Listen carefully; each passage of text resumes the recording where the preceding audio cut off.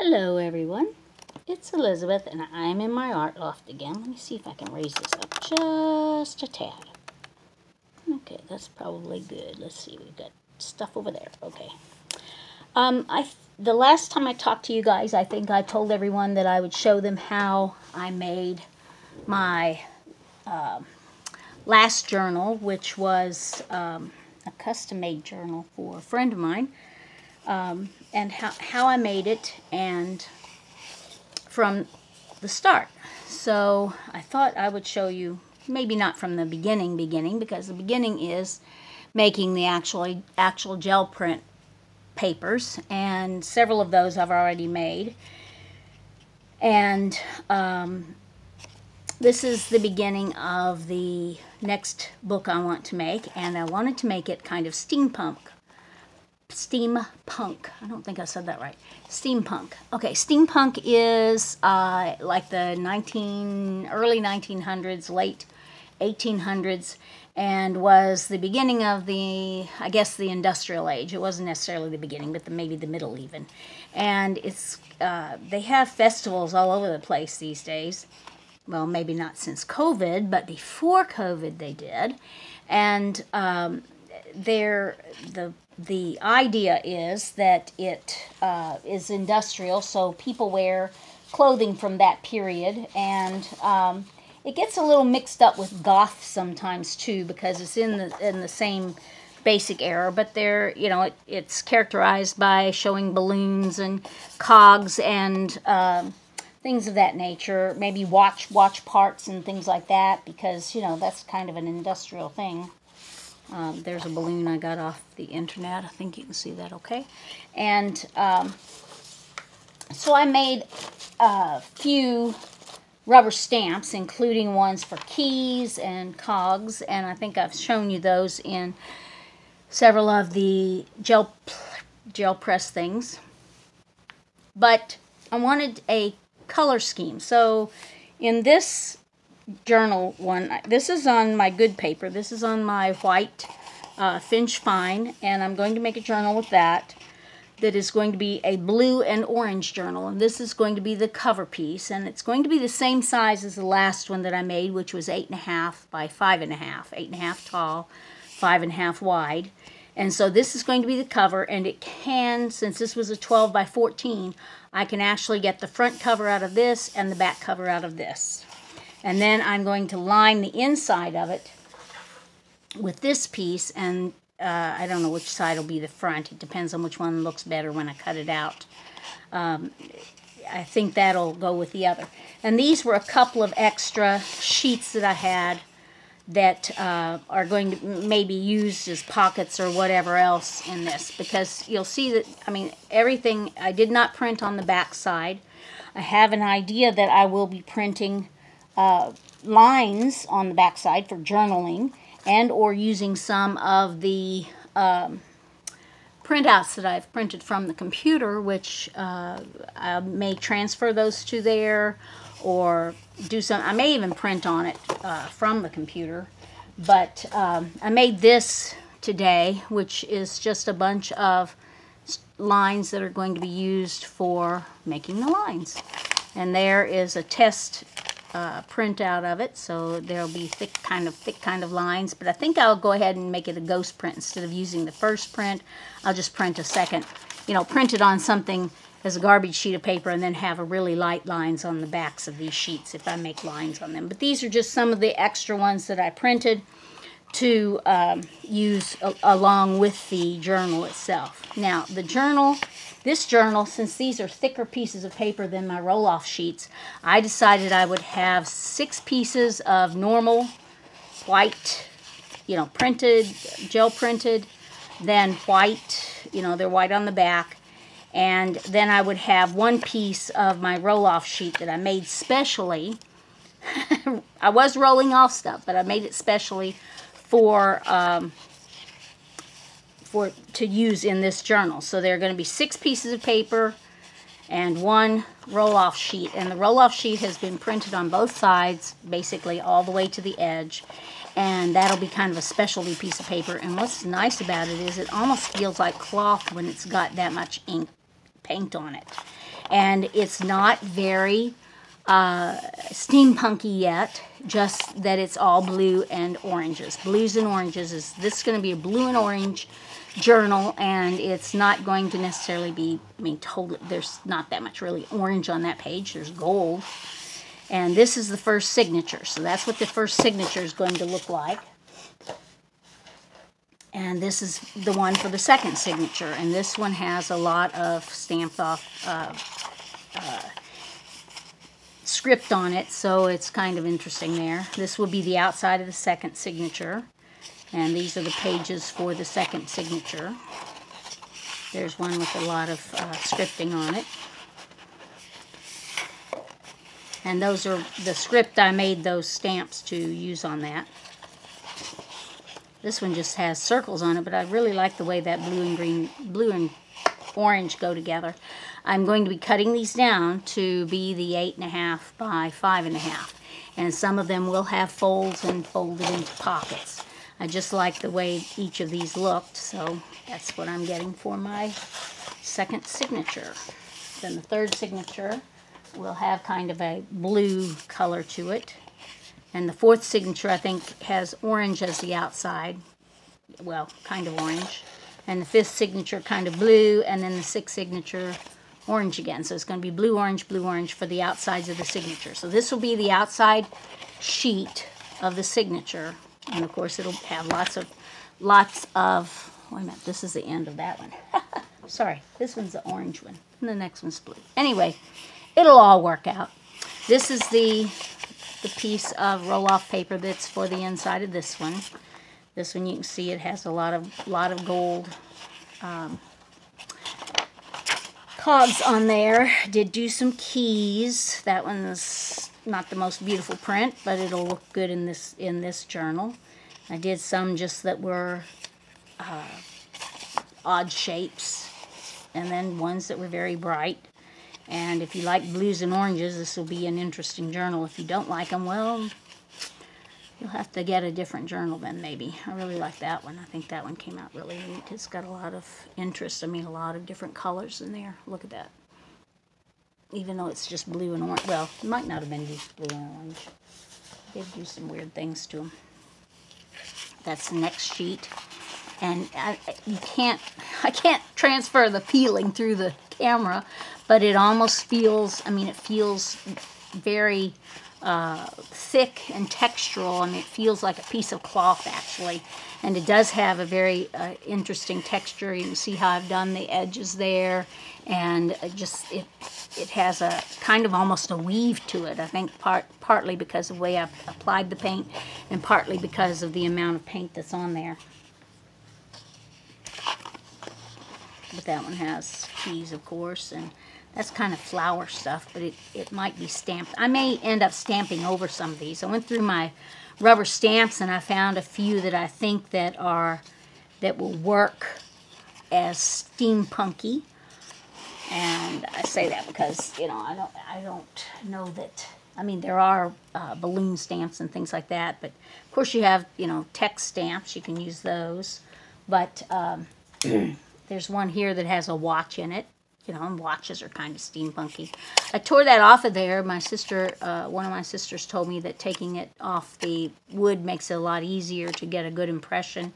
Plus, you can actually use parts of it where if you want, and I put it on the acetate, but I can take that off. But if you want to just say the watch, for example, you can get just the watch if you're careful, but not if it was on the wood. So that one's kind of steampunky. I do have one that's just a lace piece.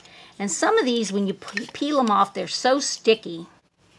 And so I put a piece of acetate on that too so it wouldn't get sticky everywhere. And this one I think is kind of steampunky too because it's got an old typewriter. And typewriters are an invention that was kind of, well, they aren't steam powered obviously, but that was in that era. So, and then, I don't know if you can see these, but these are, this lady has, what does she have? She has some kind of cogs or something next to her. This one has a watch in behind her face, and I bought these unmounted, so they don't have backs that I can actually show you what they look like. There, I think that might be better. Is that easier to see now? And this one has a column next to her face, which I don't know that that has anything to do with steampunk. But they're kind of that era, so I probably will, maybe we'll use those and stamp on something in the journal, make it more interesting. Another piece of the stamp off paper, which is virtually covered with ink. There's a big bunch of cogs. There's a big bunch of cogs. There's just some blue and orange things. So I'm calling this the blue and orange journal. And then I'm going to make a more steampunky one out of the stamp off sheets. We'll have a blue and orange journal and a steampunk journal. Oops, that one goes this way. Trying to keep them separated so I don't have to resort them. What I did when I decided which pieces to go with which thing is I laid them out, kind of selected like a big bunch of cogs, and I put them in 6 different piles so I could see what was at the top. So I tried to make them varied enough so that the first one didn't look exactly like the second one, didn't look exactly like the third one, and I tried to alternate between orange and blue so that it's like an orange page and then a blue page and then an orange page and then a blue page. And I really like that one too. That's a really pretty page. And they don't all show, I mean, as pretty as they are because it's, you know, the gold on them shines. And these will be original papers in the journal that I make, so they will be original prints. Now I will take some of these and put them in my Etsy shop in you know, modified version. It won't be like the whole page and it won't look exactly like this because when you photograph them and or scan them, you don't get the gold to look like the gold that's here, and you don't see necessarily the depths that it looks like when you're in person with these. It looks like, you know, this cog is behind this cog is behind this cog and so on. You won't see as much of that when you look at it from a scan or a photograph of that I put into the computer. And like this particular print, you wouldn't see as much of all of the you know, the beautiful colors that are there and the way that they overlap and, you know, all of that stuff. It won't look quite the same. So you can get a copy of some of these pages in my Etsy shop, but they won't be like the real thing. Now this one I've already folded my pages for the other journal. I'm going to be making 2 journals at one time. And this is going to be the one that's made out of the roll-off sheets that I had left over. And I selected them. Again, they were ones that were steampunky to me. They have, a lot of them have cogs and have gold, and these aren't as much the ones, the blue and orange ones though, because those I used when I was rolling those off. I used those for the sheets that were going to go into the other journal. So these are just ones that I did previously when, excuse me, when I was doing my major set of cogs and keys and things. And some of these cogs, when I had my, for example, when I had my rubber stamps, then when I use them and stamp them off on something, then you would get stamp off that looks like this or that looks like this. But after a while, the paint would build up on here, and if I laid it down then on the brown sheet of paper here, and I left it there for a while, then you would get one that looked like this. And this one, you can actually feel where the paint came off, the full set of paint came off the rubber stamp thing and stuck to the paper. So you can actually feel a dimension to these cogs that are on here. Now when I put this together, I decided I went through and decided which pieces of paper went with which piece of paper. I mean, I said, okay, so this is gold, so it can have a gold thing with it. So then when I got ready to make it into a signature, I decided, okay, all of the outsides of these signatures are going to be blank. They may have rubber stamps on them, I don't know. After I get finished with the, I'll be stamping them after I've completed the journal. I like to do that. I like to add the inserts after the journal's complete. I believe in serendipity. I do not believe that I'll mess it up. However, sometimes I do, and when I do, then I just fix it. So, you know, no biggie there. So here I have folded it where I thought it would look good. So I folded it there because I thought, well, you know, one cog's going to look good there. Then the next one I might have folded, I folded with a longer piece out here, and probably when I put it into the journal, I'll fold this back so that these cogs relate to this cog. But I'll sew it into the journal first, and then I'll decide if I'm going to tear off a piece of paper to make that a shorter page, because it's going to be 5.5 again, and 8.5 inch high. But these are the more dreary pieces of paper, not all blue and orange like the other one is. It does have some blue and orange like that one and that one. And it does have some keys and so on.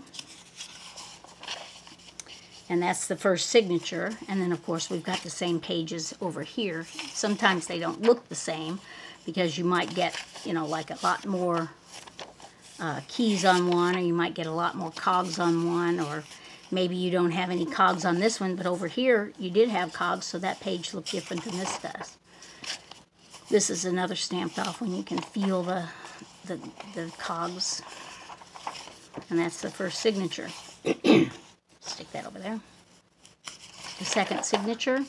This again is dimensional, where you can actually feel these. Green even. Some more you can feel. This one, the roller actually slid on the paper as I was doing it, but that's okay too. These are just like ghost prints almost, but they're kind of fun because, you know, you can kind of see some industrial stuff in there. These are stamped off where you can feel the texture.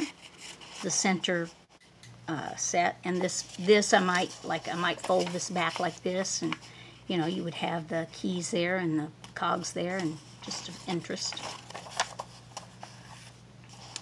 Can you see that one? Yeah, you can see that side good. Oops, I should probably pull it this way. Sorry about that.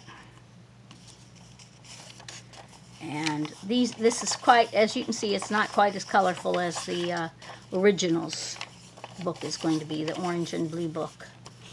But it's not meant to be. It's meant to be a kind of an industrial type thing, and if I put people on their big bicycles that they had, you know, the big wheeled bicycle, remember those with the big huge wheel in the front, and the little, I think I've got a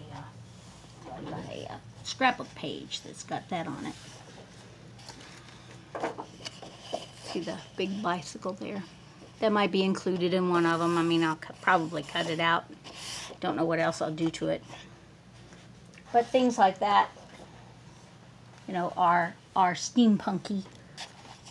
There are the people. I looked up and watched some of the steampunk festivals that they have in England and other places, or had. I guess they don't have them as much now as they used to. That's a change thing. What is it called when it has the colors change? It's a color change thing. It's kind of cool. Blue and purple. Anyway, I looked up some steampunk festivals that they had in England and so on. And they have all kinds of motorized vehicles that you would never have seen in, you know, back in the day, but they've made them now that there's, you know, they make them out of old lawnmowers or motorcycles or whatever, and have some really wild wild inventions that they bring to these festivals, and you know, just to show them off and have a good time. I like that page. That's really pretty. I like that blue there. I like that one too. I like the blue and gold together. So I think that's my favorite. Look at that. Barely any on there. But it'll look right whenever I get it done. Or at least I believe it will. So you got to believe in yourself a little bit, or you wouldn't be doing any of this stuff. But this is going to be a fun journal as well. I mean, if you were actually using this as a journal, rather than just playing with it and putting your own, you know, collection of steampunky things in it. I mean, you could write all kinds of ways. You could write in there. You could write little things in there. As a journal, it could be a lot of fun. As a collector's place to put some kind of collection of whatever you want to collect that would relate to this, then that can be fun too.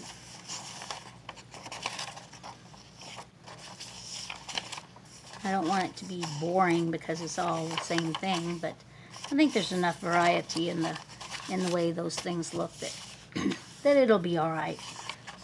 And I even have some green. If you're writing in it as a journal, you just write something in this one, and write something in this little box, and write something in this little green box. And just make it fun. Put that together so it kind of looked like it goes together. But of course, that's the other side of it. That's made a mess cleaning that off. That wasn't a brayer. I think that was my finger I had to clean off because I got gold on it. I tried to put a key page in the center of each one. I think I was successful. I don't know if I did or not, really, to tell you the truth. But I have a lot of this color because when I mushed up my colors on my plate to make them, you know, I put multiple colors on, and then when I roll it all together, then I'd end up stamping off the purple, black, gray stuff. And this one, I rolled this color on here after I had something underneath of it, and you can see that there are weird images in there. I mean, that's, you know, it's just got ghost images in it, which make it interesting. And that one's, again, dimensional. I did buy some little cogs to put on the charm things that I'll be putting in it.